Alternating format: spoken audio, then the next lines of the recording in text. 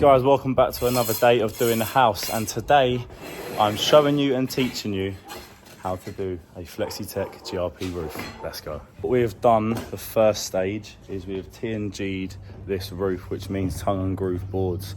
It's an 18mm ply that interlocks with each other. So what you do with this system is when you lay it, you have to use these boards, otherwise what will happen is it will crack. And this system comes with a 20-year guarantee as well. So over the years I've used fiberglass with the resin and top coat, and personally I think this is the best system I've used, as it is very flexible and actually it's not as slippy as the fiberglass as well. So yeah, this one's called Flexitec by Restec 2020. If you're interested, it is the best go-to in my opinion. Around all the edges you can use an upstand trim.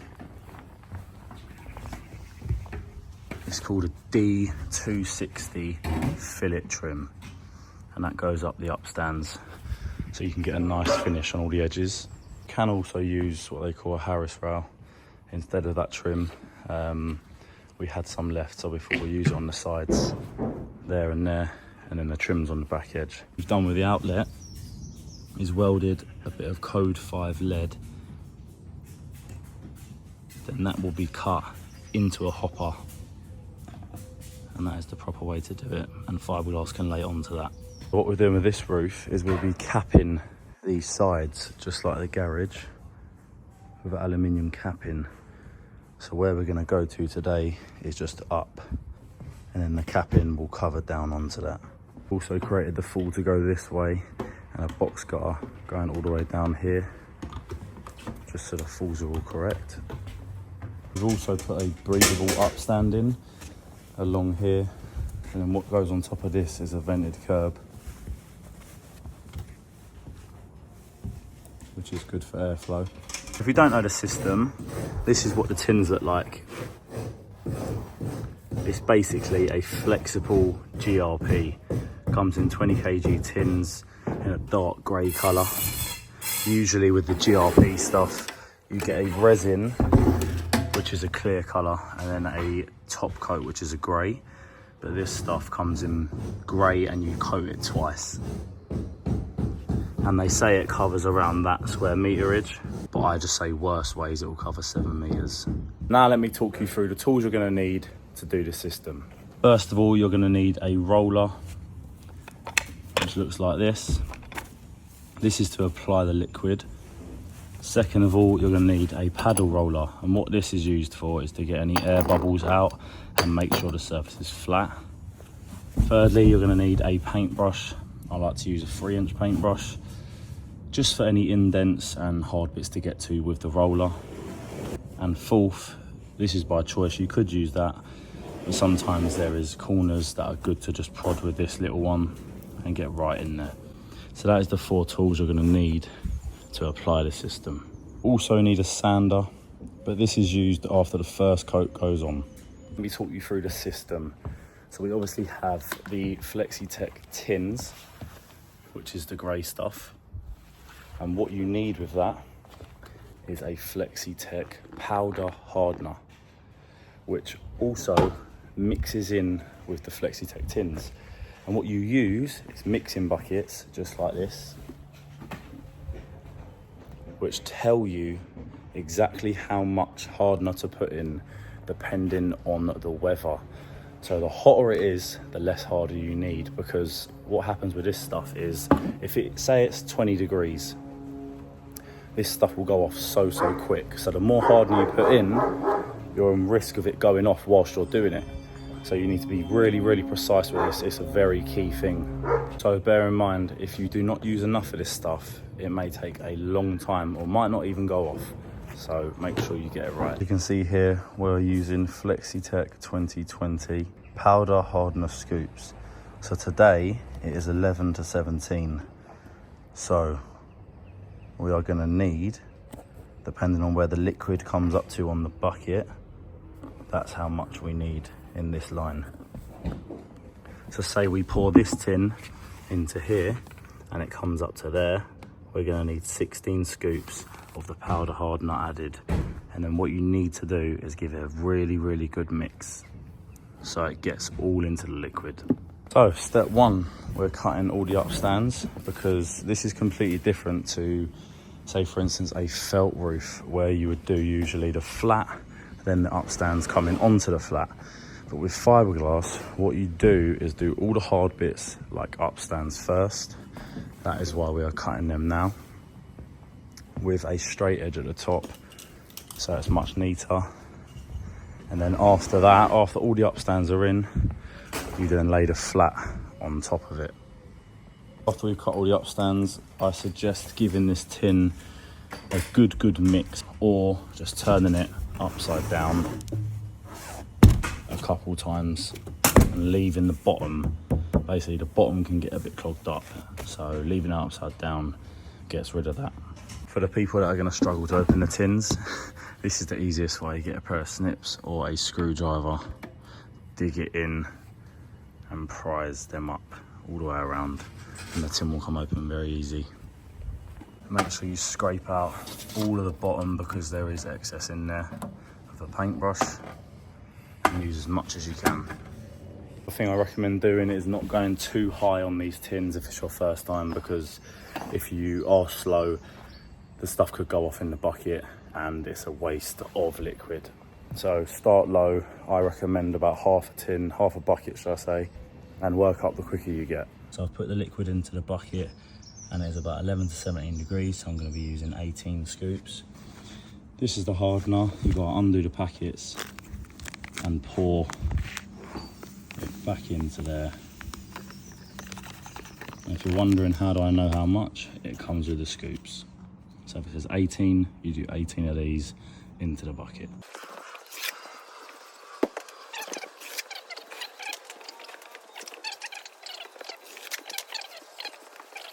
The reason I've cut all my bits ready is because, if you don't know, this tin cost about £200. So you can imagine if you waste that and it goes rock solid in the bucket and you haven't applied it just because you haven't prepared, that is a waste of money. Another tip, the corners are very important. So you can treble, even do it 4 times, patch the corners in because they're the most important parts. Also, for it to have a nice stick, you can liquid the board first, just like that, and then apply the matting on top. And then go on top of the matting again. Just like that, piecing in the corners. Making sure they're done properly.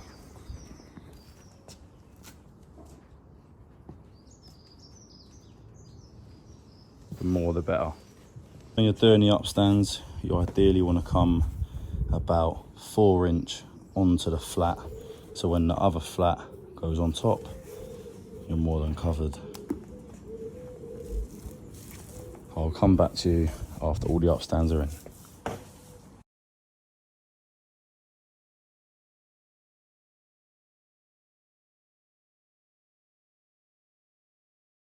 And that's how the bucket should look at the end.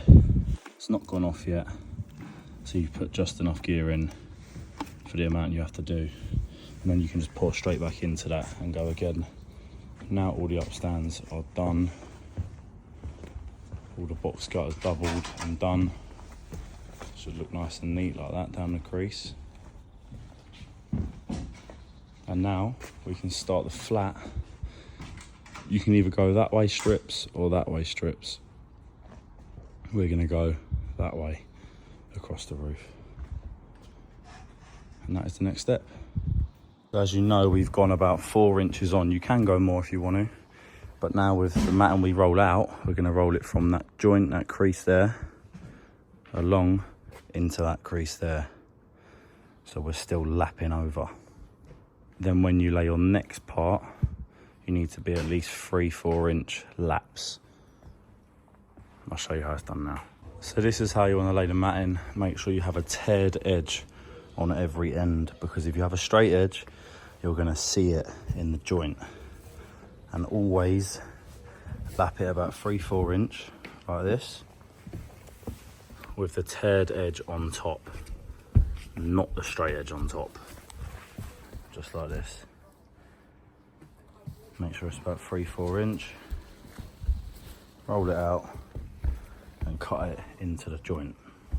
Do this all the way along, lay it all out so nothing's going to stop us, and we can carry on with the liquid all the way to the end. And one trick when you're applying this, first of all, don't be afraid to use a lot. But secondly, don't use too much. Let me show you what I mean by that. So when applying this, you can obviously dip it in, get it on there, and you could do it like that, and you will see pinholes like that. That means there's not enough liquid in there. So what you'll see now is if the more I go over it, the pinholes go away. That means there's enough liquid. As you can see there, pinholes. Now,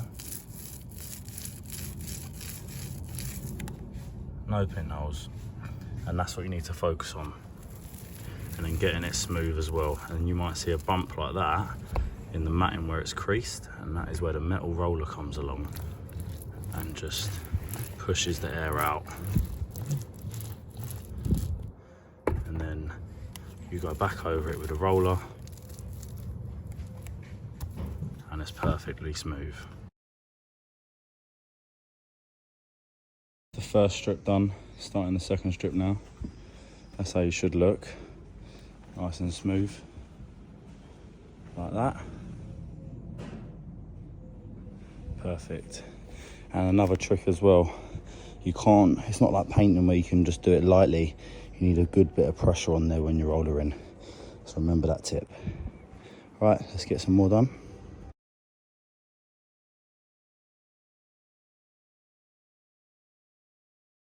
Three-quarters done. Looking good, man. Just got 3 more strips to do, and then we're done.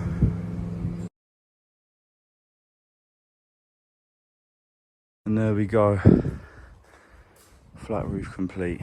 First layer done. Now all we need to do is wait for it to go off, sand it to get any flakes out. See, like that? Any little flakes like that.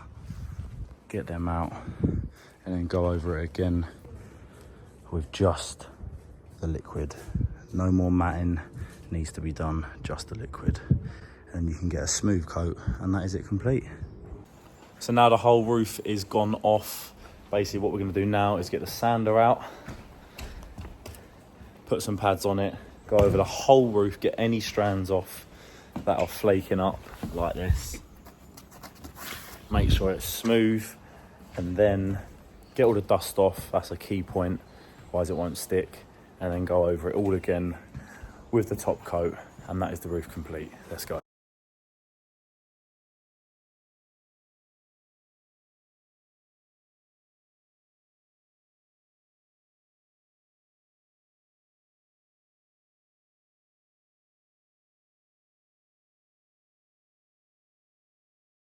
So now the whole thing's sanded, it's time for the top coat. Just going to show you the difference. So as you can see, it is smooth now the whole way along it all, everywhere.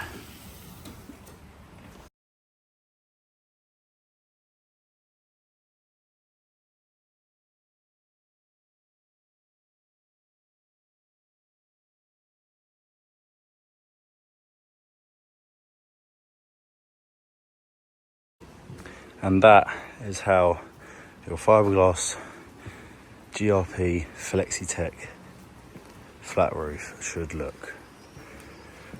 Glistening, perfect. As you can see, no strands coming out because we sanded it properly, and it is smooth. And that's how it should look.